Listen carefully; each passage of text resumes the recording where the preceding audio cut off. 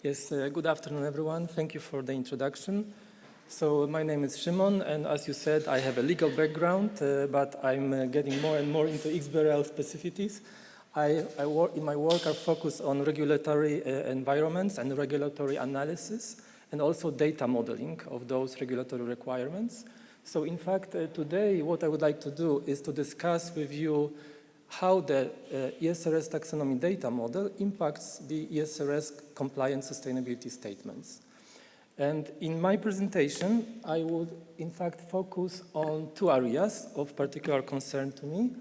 These are the structure of the sustainability statements and on the representation of relationships in the data model and in the sustainability statement between impacts, risks, and opportunities that are material to entity and policies, actions, and targets. I know this last issue has been already discussed by Richard and by other presenter, but I think my presentation would provide an additional input or maybe additional different perspective on how can you analyze and assess those relationships.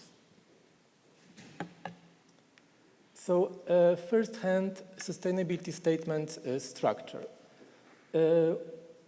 What do we find in the ESRS requirements? And by the way, when I will be explaining those two areas, I will look in the first place at the requirements of the standard, then how those requirements have been represented in the taxonomy data model.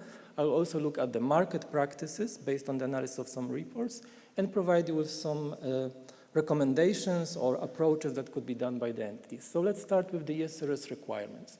When you look at the ESRS 1, the General Information Standard, you find very generic information on how, in fact, a sustainability statement that is SRS compliant, how it should be structured. It says basically that it should have 4 parts, 4 sections: the general information section, the environmental information, social and governance information.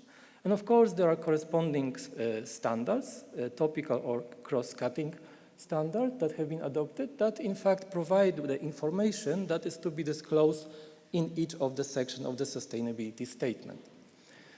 Now, when we look at more specifically at how the topical standards are structured and the general also how it is structured, we find more information on how, in fact, the entities might arrange the information. Because the ESRS 1 does not provide any guidance on how the information could be arranged within a particular section.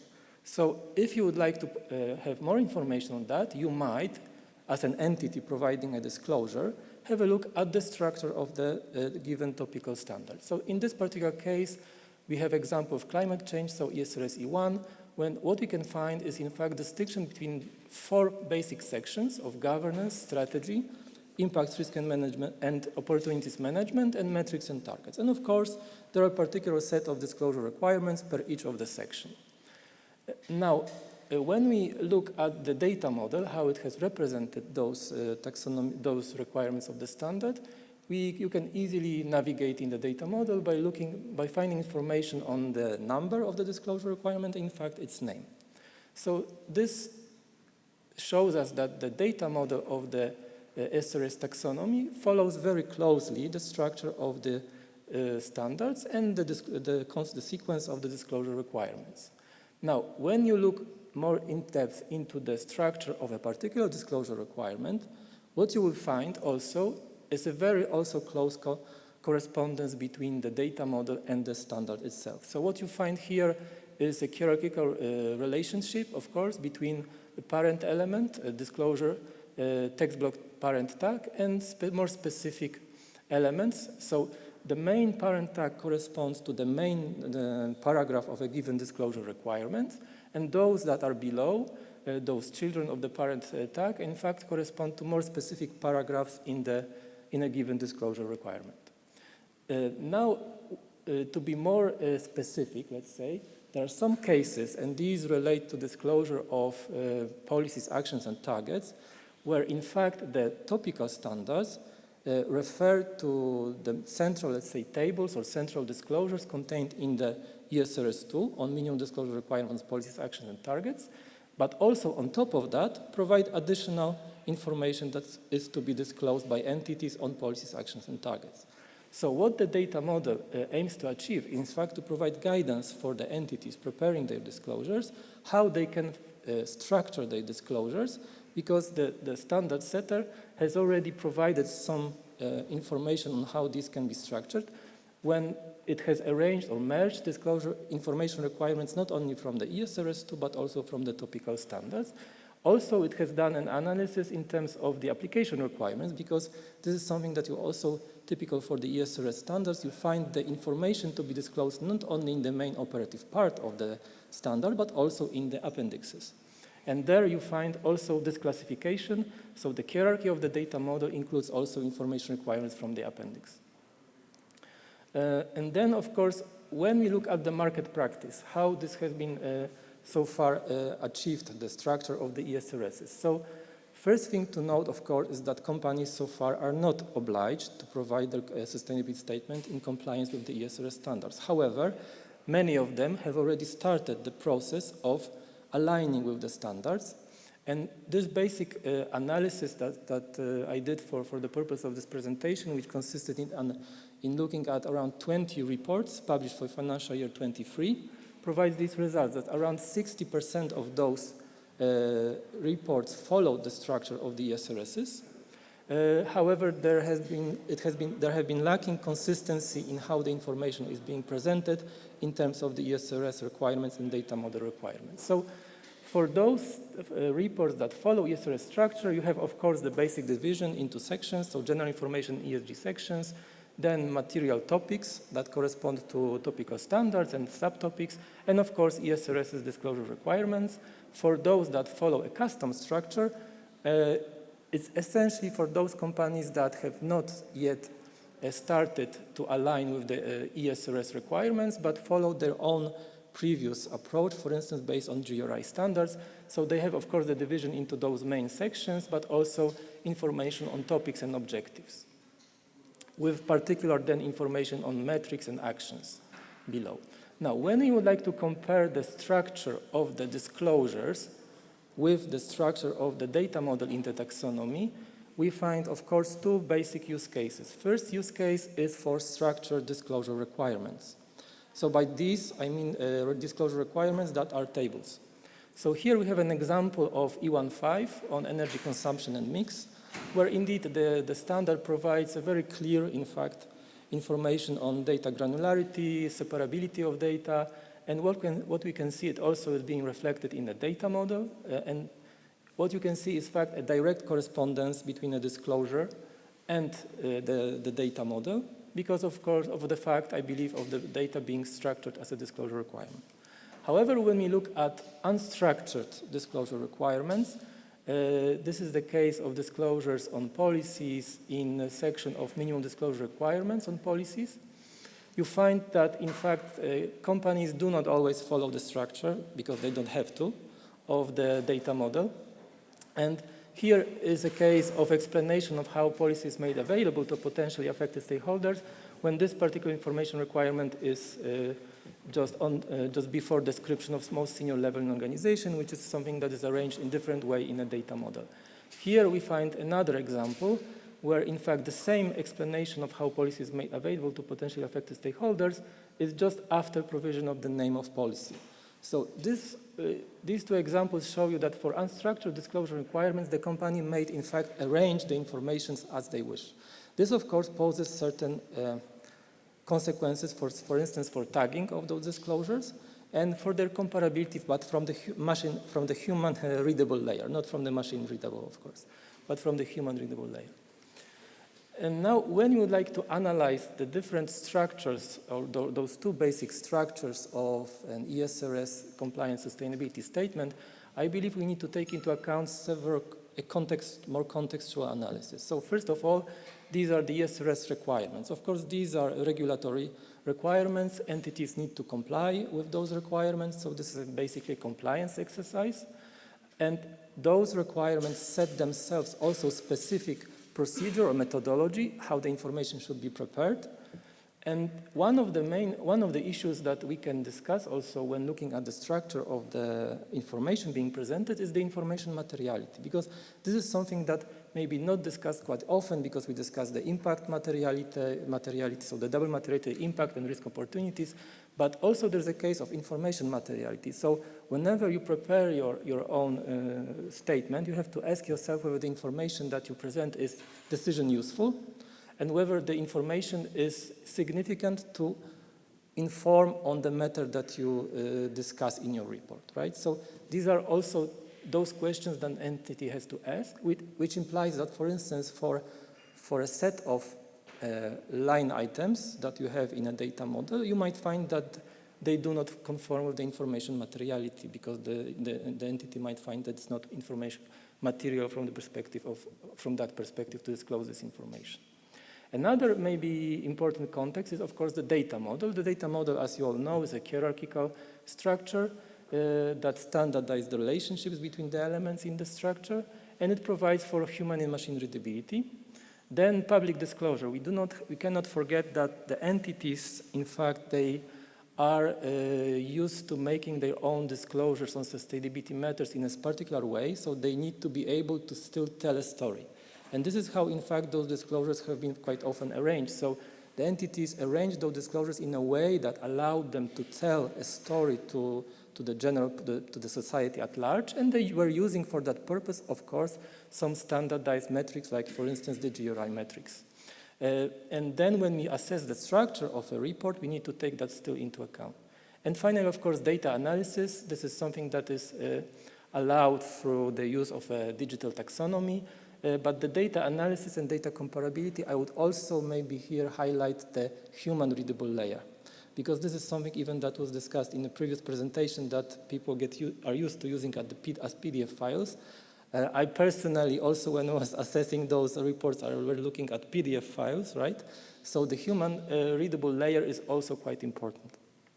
So when we compare those two different possible structures, so custom structure and structure following a taxonomy, ESRS taxonomy data model, the main difference, I believe, we find in the hierarchy of elements, of course, which has some consequences I already discussed for the tagging of the information that is being disclosed, and for the data comparability from the human readable layer, where I believe the structure that follows taxonomy data model provides for a better comparability for a given entity between different reporting periods, but also between entities in a given different entities in a given reporting period.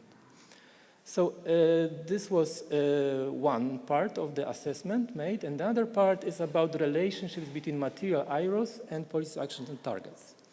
So here, first of all, what is the ESRS requirement? So the ESRS 2 requires that in paragraph 60 that entities have to provide connections between their IROs that are material to them and policy actions and targets and metrics.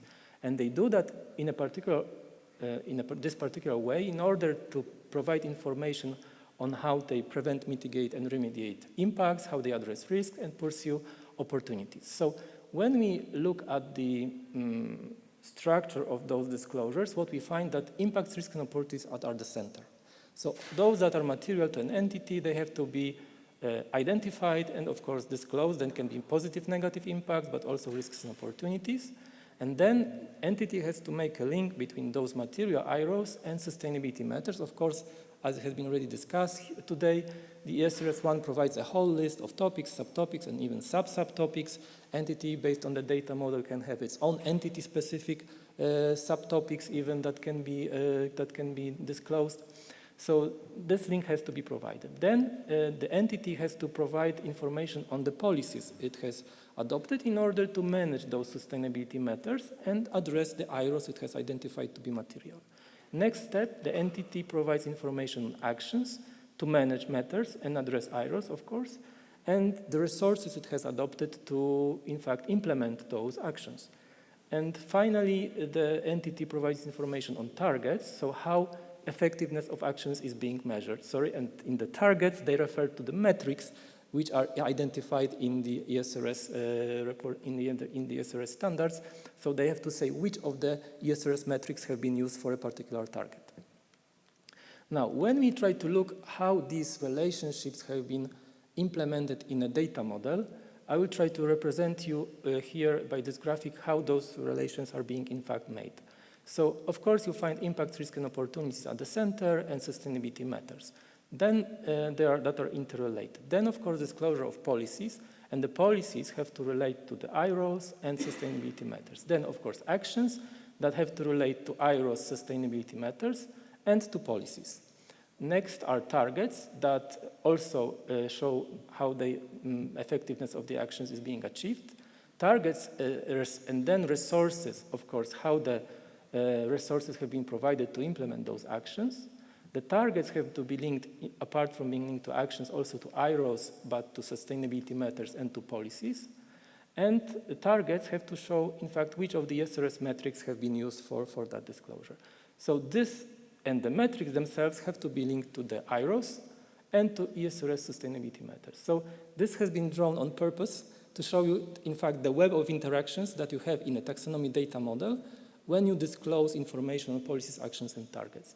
And the way the entities do that is, in fact, by providing information on the identifiers they have assigned for a particular fact value corresponding to those cases, and the name that has been assigned to this. So when we look at the market practice, so how, in fact, entities have so far, for financial year 23, dealt with those requirements, or have they addressed them at all? So what we find is that, in fact, entities, in particular those that declare and indeed conform with the ESRS structure and structure of the requirements, let's say more or less, they indeed disclose the IROS, and they show in even a particular graph even the relationship between the IROS and the sustainability matters. But what we can find, and this is the main takeaway, is it's not consistent in the way those are being represented. So the IROS are not consistently linked to the policies or actions. And for some IROS, there is even no links to policies, actions, and targets. So they are simply IROS being disclosed that are material, but with no links how they are being addressed. For entity policies, entities have also different approaches. So for instance, some of them adopt single policy for all of the sections. Some adopt different policies for social matters, and some adopt only one policy for environmental matters. So these approaches can be diverse, of course. In some cases, no policies are adopted or not adopted for a topic that they find to be material. And for those policies that they disclose, there are no links or very limited links to IROS that they have found to be material. As for actions, indeed, entities are quite good at disclosing information on actions. They very often say about the actions they have taken to address, for instance, given IRO, but they link them with sustainability matters, but not with other issues, for instance, with targets. This is something very also tricky. And sometimes they disclose information on actions without a defined policy. Now, when you look at the resources, and here I think this is the main one of the very interesting takeaways, that the entities do not, in fact, or very rarely disclose information on resources they have adopted to implement given action. And here ESRS is quite, provides very specific requirements on CAPEX and OPEX, current and future, that have to be disclosed. And I think this would be the major info or data even analysis required on the side of entities to provide those values. Some entities relate to CAPEX, OPEX, they disclose under Article 8 taxonomy disclosures, but this is not corresponding, does not correspond to the requirement of the ESRS. As for the targets, so as I said, the targets mostly relate to sustainability matters, sometimes to actions and not always to actions, and rarely to policies. And the case of the relationships between policies, actions, and targets, this is something also, I would say, disregarded at this moment by entities, so it's not being reflected. So practical, let's say, advice maybe for companies. Of course, for when you disclose entity policies, you have to, I believe, for the purpose of being able to better show the relationships, to simplify, basically.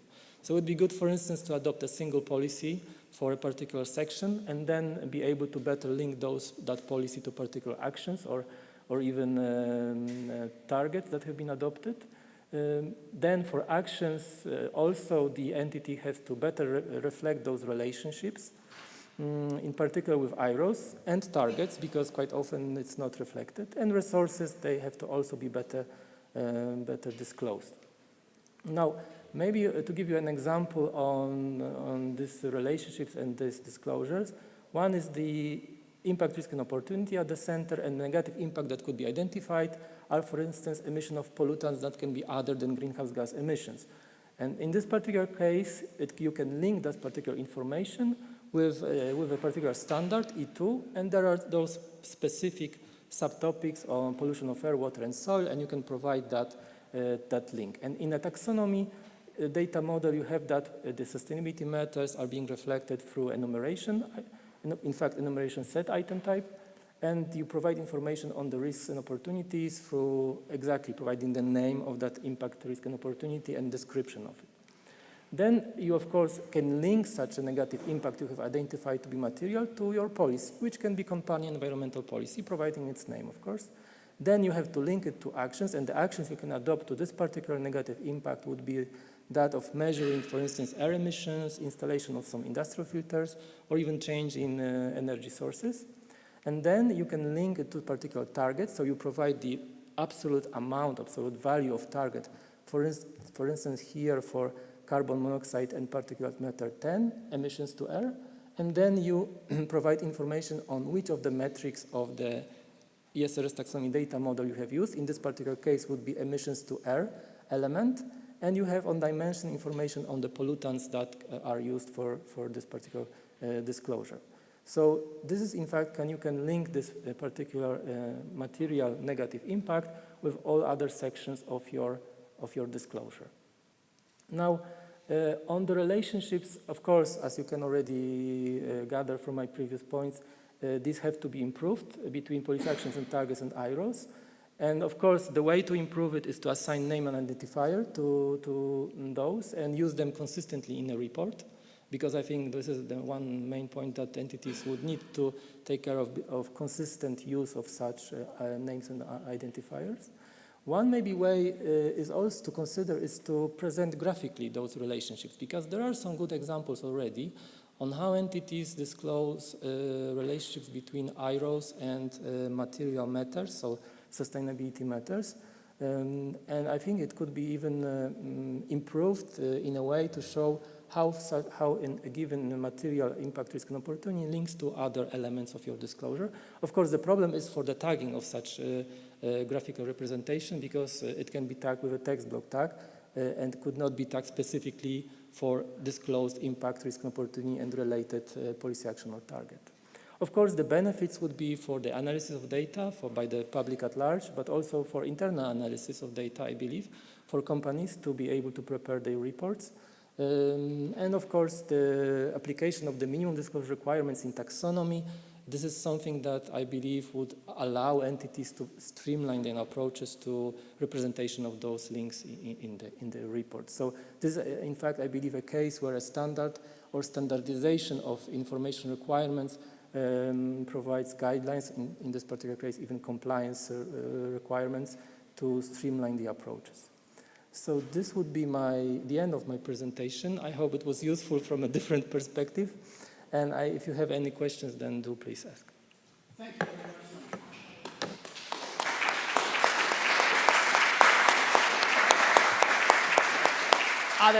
Are there any questions? There's one here. Gosh, who is that person that asks questions?